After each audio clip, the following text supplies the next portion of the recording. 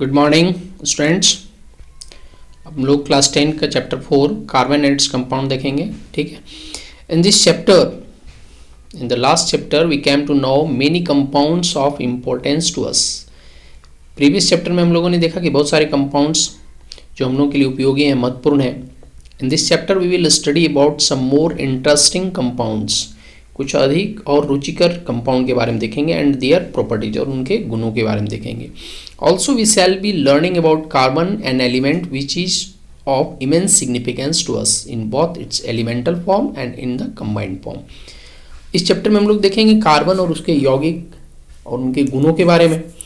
और भी इसमें हम लोग पढ़ेंगे क्या, कार्बन एक तत्व के रूप में कितना महत्वपूर्ण है, तत्व के रूप में, और कंबाइंड फॉर्म मीन्स यौगिक रूप में भी। ठीक है। एक एक्टिविटी दिया हुआ है, इस एक्टिविटी में आपको यहाँ पर things made of metal, things made of glass, clay and others, जो विभिन्न प्रकार की चीज़ों से जो चीज़ें बनी हुई हैं उनको इसमें आपको लिस्ट करना है। ठीक है। Look at the items that come in the last column of the above table filled by you, or your teacher will be able to tell you that most of them are made of compounds of carbon। जो last column में आएगा, ठीक है, बहुत सारे जो objects बने हुए हैं वो किससे बने हुए हैं, कार्बन कंपाउंड से। Can you think of a method to test this? क्या आप इसको टेस्ट करने का आप तरीका बता सकते हैं? किस तरीके से आप जानेंगे कि वह कार्बन कंपाउंड का बना हुआ है? What would be the product if a compound containing carbon is burnt? उसका क्या प्रोडक्ट होगा अगर कार्बन कंपाउंड है उसमें, या कार्बन है उसमें, उसको अगर जलाया जाता है तो, ठीक है, उसका प्रोडक्ट क्या होगा? Do you know of any test of confirm this? कोई ऐसा टेस्ट जानते हैं? चलिए हम देखेंगे कि जब किसी भी ऑब्जेक्ट को जलाएंगे और वह काला हो जाएगा। ठीक है। फूड, क्लॉथ्स, मेडिसिन, बुक्स और many of things that you listed are all based on this versatile element। जितनी भी सारी चीज़ें हैं वो इन सारी सर्वतोमुखी तत्व कार्बन का ही बना हुआ है। In addition all living structure are carbon based. जितनी भी लिविंग थिंग्स हैं सब में कार्बन है। The amount of carbon present in the earth crust and in the atmosphere is quite near. जो कार्बन प्रेजेंट है अर्थ क्रस्ट पे वो बहुत ही कम मात्रा में है। The earth crust has only 0.02% carbon in the form of minerals. Minerals form में है, कितना है? 0.02%। आप इसको अंडरलाइन कर लें। ठीक है। Like carbonate, hydrogen carbonate, call and petroleum. ठीक है। किस रूप में? कार्बोनेट के रूप में है, हाइड्रोजन कार्बोनेट के रूप में है, कॉल और पेट्रोलियम के रूप में है। ठीक है। And the atmosphere has 0.03% of carbon dioxide. और एटमॉस्फेयर में जो कार्बन डाइऑक्साइड गैस है वो कितना है? 0.03% है। लेकिन अर्थ क्रस्ट पे कार्बन कितना है? 0.02% है। ठीक है। In spite of this small amount of carbon available in nature, जो प्रकृति में इतना कम मात्रा में कार्बन है, फिर भी the importance of carbon seems to immense. लेकिन इसका जो महत्व है बहुत ही अधिक है। In this chapter we will know about the properties of carbon which make carbon so important to us. इस चैप्टर में हम लोग देखेंगे कि कार्बन का जो गुण है जो कार्बन को इतना महत्वपूर्ण बनाता है। ठीक है। नेक्स्ट है हमारा बॉन्डिंग इन कार्बन, यानी कार्बन का बंधन किस प्रकार होता है, द कोवलेंट बॉन्ड। ठीक है। ये सहसंयोजन बंधन बनाते हैं। In the previous chapter we have studied the properties of ionic compounds. हम लोगों ने प्रीवियस चैप्टर में आयनिक कंपाउंड के बारे में पढ़ा है। We saw that ionic compounds have high melting and boiling point. Ionic compound का एक प्रॉपर्टी हम लोगों ने पढ़ा है कि आयनिक कंपाउंड जो होते हैं उनका मेल्टिंग और बॉइलिंग पॉइंट अधिक होता है। And conduct electricity in solution और इन द मोल्टेन स्टेट। दूसरा इसका प्रॉपर्टी क्या है कि वो इलेक्ट्रिसिटी को कंडक्ट कर सकते हैं सॉल्यूशन में और मोल्टेन स्टेट में। ठीक है। जैसे सोडियम क्लोराइड है।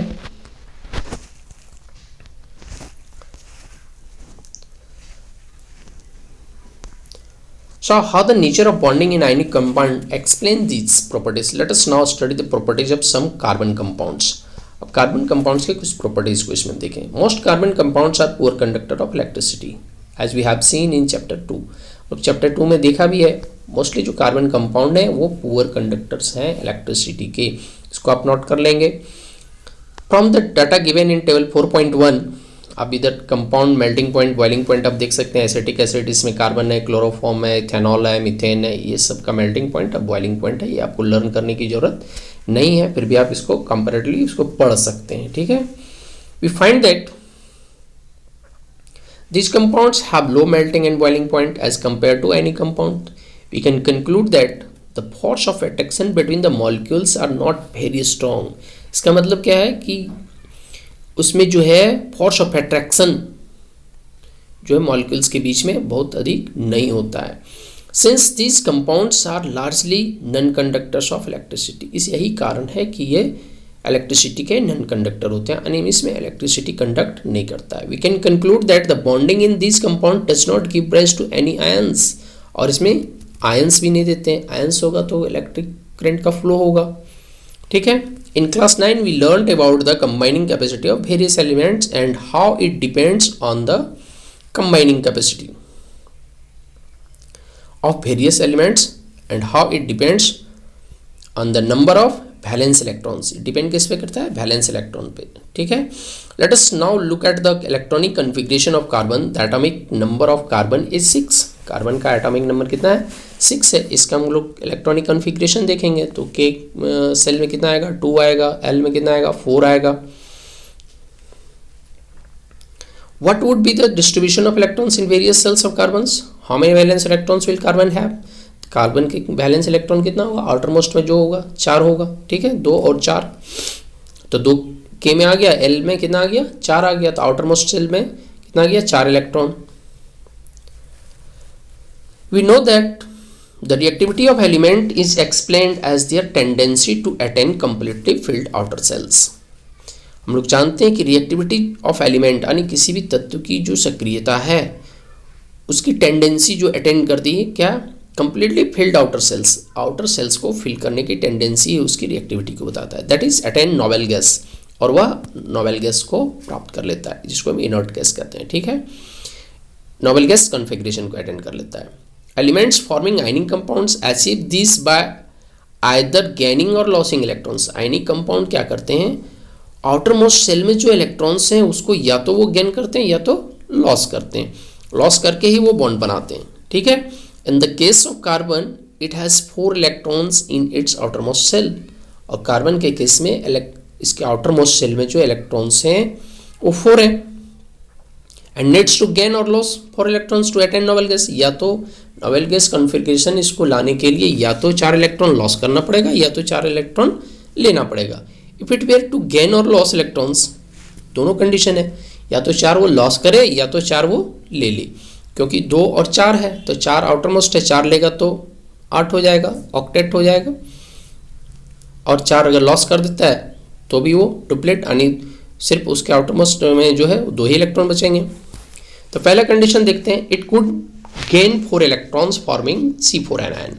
वो 4 इलेक्ट्रॉन गेन करता है और C4, ठीक है, एनायन बनाएगा। But it would be difficult for the nucleus, और ये न्यूक्लियस के लिए क्या होगा? डिफिकल्ट हो जाएगा। With 6 protons to hold on to 10 electrons. अब ये 6 प्रोटॉन को डिफिकल्ट हो जाएगी 10 इलेक्ट्रॉन्स ढोने की। That is for extra electrons, क्योंकि यहाँ पर 4 इलेक्ट्रॉन्स जो हैं वो एक्स्ट्रा हो जाएंगे। क्योंकि जो हम लेंगे वो क्या लेंगे? इलेक्ट्रॉन्स लेंगे। तो पहले उसका number of proton is equal to number of electron is equal to atomic number, ये हम लोग जानते हैं। तो कार्बन का एटॉमिक नंबर 6 है, ठीक है। नंबर ऑफ प्रोटॉन भी 6 है, नंबर ऑफ इलेक्ट्रॉन भी 6 है। अगर वो 4 इलेक्ट्रॉन ले रहा है तो 6 + 4 10 इलेक्ट्रॉन हो जाएगा, और लेकिन प्रोटॉन कितना रहेगा? 6। तो 6 प्रोटॉन को जो है 10 इलेक्ट्रॉन्स को होल्ड करने की रखने में परेशानी होगी, ठीक है। नेक्स्ट कंडीशन है, इट कुड लॉस 4 इलेक्ट्रॉन्स। अगर ये 4 इलेक्ट्रॉन लॉस करता है फॉर्मिंग C4+ कैटायन बना रहा है, but it would require a large amount of energy to remove 4 electrons.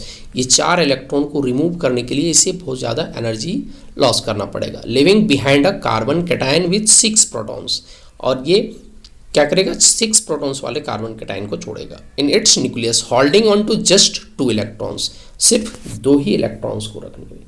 तो दोनों कंडीशन में डिफिकल्टी है, इसी कारण ये क्या करते हैं? कोवैलेंट बॉन्ड बनाते हैं। Carbon overcomes this problems by sharing it's valence electrons. Carbon इस प्रकार की परेशानी से ओवरकम कैसे होता है? जब ये वैलेंस इलेक्ट्रॉन का क्या करता है? शेयरिंग कर लेता है with other atoms of carbon और with atoms of other elements. या तो वो कार्बन के साथ शेयर करेगा या तो दूसरे एलिमेंट के साथ करेगा। Not just carbon but many other elements form molecules by sharing electrons in this manner. इस तरीके से सिर्फ कार्बन ही नहीं और भी तत्व हैं जो इलेक्ट्रॉन का शेयरिंग करते हैं। The shared electrons belong to the outermost shells of both the atoms and led to both atoms attaining the noble gas configuration. और वो दोनों अटेन कर लेते हैं किसको? नोबेल गैस कॉन्फ़िगरेशन को। Before going on to compounds of carbon let us look at some simple molecules formed by the sharing of valence electrons. Carbon compound के पास जाने से पहले, कार्बन जो कंपाउंड बना रहे हैं शेयरिंग इलेक्ट्रॉन से, उसके पहले हम कुछ छोटे मॉलिक्यूल्स को देखें। ठीक है, the simplest molecule formed in this manner is that of hydrogen. यहाँ पर हमारा एक एग्जाम्पल क्या है? हाइड्रोजन का है। देखिए, as we have learned earlier the atomic number of hydrogen is 1। हम लोगों ने पहले ही पढ़ा है कि हाइड्रोजन का जो एटॉमिक नंबर है कितना है? 1 है। Hence hydrogen has 1 electron in its k shell and it requires 1 more electron to fill the k shell.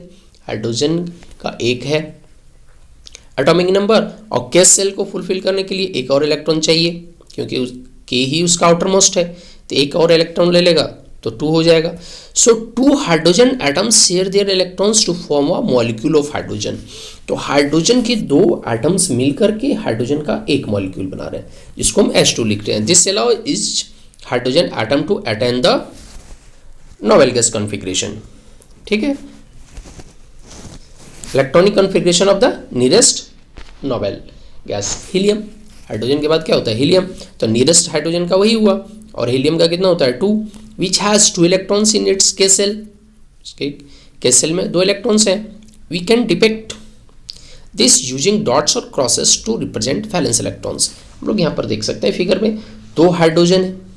ठीक है, 2 अलग अलग हाइड्रोजन एटम्स हैं, दोनों के एक इलेक्ट्रॉन्स हैं। अब ये दोनों शेयरिंग कर रहे हैं। ये भी हाइड्रोजन कह रहा है हमारे पास 2 इलेक्ट्रॉन्स हैं, वो भी कह रहा है, और ये दोनों मिलकर के क्या बना रहे हैं? हाइड्रोजन मॉलिक्यूल बना रहे हैं। The shared pair of electrons is said to constitute a single covalent bond between the 2 hydrogen atoms. 2 hydrogen atoms के बीच सिंगल बॉन्ड बना रहा है। ठीक है, क्योंकि यहाँ पर एक इलेक्ट्रॉन को शेयरिंग कर रहा है। A single covalent bond is also represented by a line between the 2 atoms as shown in figure 4.2। अब फिगर 4.2 में देखें H' लिखा हुआ मीन्स वहाँ पर सिंगल लाइन दे करके सिंगल बॉन्ड बना रहा, क्योंकि एक इलेक्ट्रॉन का वो शेयरिंग कर रहा है। The atomic number of chlorine is 17। Chlorine का एटॉमिक नंबर कितना है? 17 है। What would be the its electronic configuration and it's valency? इसकी वैलेंसी और इसका इलेक्ट्रॉनिक कॉन्फ़िगरेशन क्या होगा? 287 होगा, यानी आउटर मोस्ट सेल में कितना? 7 इलेक्ट्रॉन्स होंगे। Chlorine forms a diatomic molecule. Chlorine भी डायटोमिक मॉलिक्यूल बनाता है। Cl2 हम लिखते हैं। Can you draw the electronic dot structure? आप इसको बना सकते हैं। Next, in the case of oxygen we see the formation of a double bond between 2 oxygen atoms. हम लोग यहाँ पर ऑक्सीजन के साथ जो इलेक्ट्रॉन का शेयरिंग होगा वो डबल बॉन्ड के रूप में शो करेंगे। क्यों? क्योंकि ऑक्सीजन का जो एटॉमिक नंबर है वो कितना है? 8 है। 2 और 6 होगा। एल सेल में कितना होगा? 6 इलेक्ट्रॉन्स होंगे। तो उसको ऑक्टेट पूरा करने के लिए कितने चाहिए? 2 इलेक्ट्रॉन्स चाहिए। तो 6 और 2 8। तो 2 ऑक्सीजन मिलकर के 2 इलेक्ट्रॉन का शेयरिंग करेंगे। देख सकते हैं आप फिगर में हम लोग। ठीक है, this is because an atom of oxygen has 6 electrons in its L shell. It requires 2 more electrons to complete its octet. So each atom of oxygen shares 2 electrons with another atom of oxygen to give us the structure shown in figure 4.3.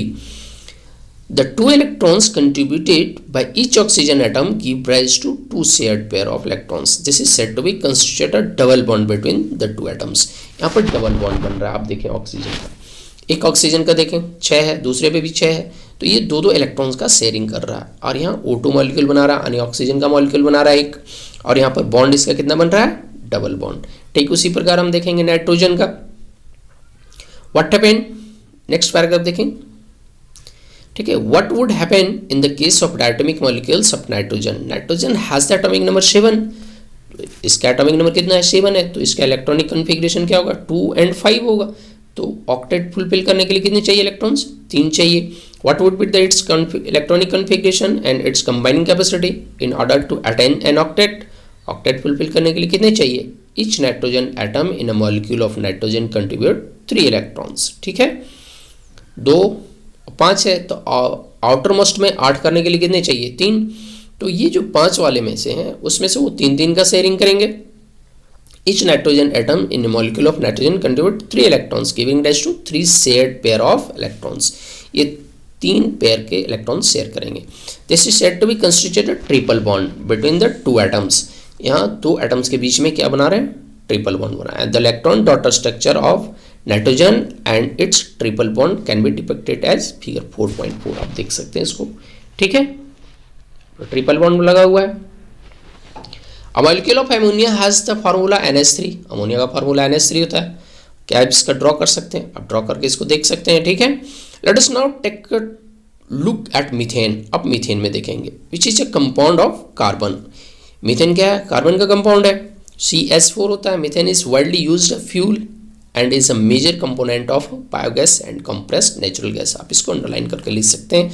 Methane जो है एक fuel के रूप में है और ये biogas का कंपोनेंट है और कंप्रेस्ड नेचुरल गैस का। It is also one of the simplest compound formed by carbon. Methane has a formula CH4। Hydrogen as you know has a valency of 1। Carbon is tetravalent. Carbon tetravalent है क्योंकि ये 4 इसके valency हैं। Because it has 4 valence electrons, in order to achieve noble gas configuration, carbon shares these electrons with 4 atoms और ये 4 atom के साथ इसका शेयरिंग करता है of hydrogen as shown. Such bonds which are formed by the sharing of an electron pair between 2 atoms are known as covalent bond. तो इस sharing of electron pair जो 2 एटम्स के बीच में शेयरिंग होता है उसी को कोवलेंट बॉन्ड कहा जाता है। Covalently bonded molecules are seen to have strong bonds within the molecules, but intermolecular forces are weak. जो मॉलिक्यूल के बीच जो फोर्सेस होते हैं वो कमजोर होते हैं, ठीक है।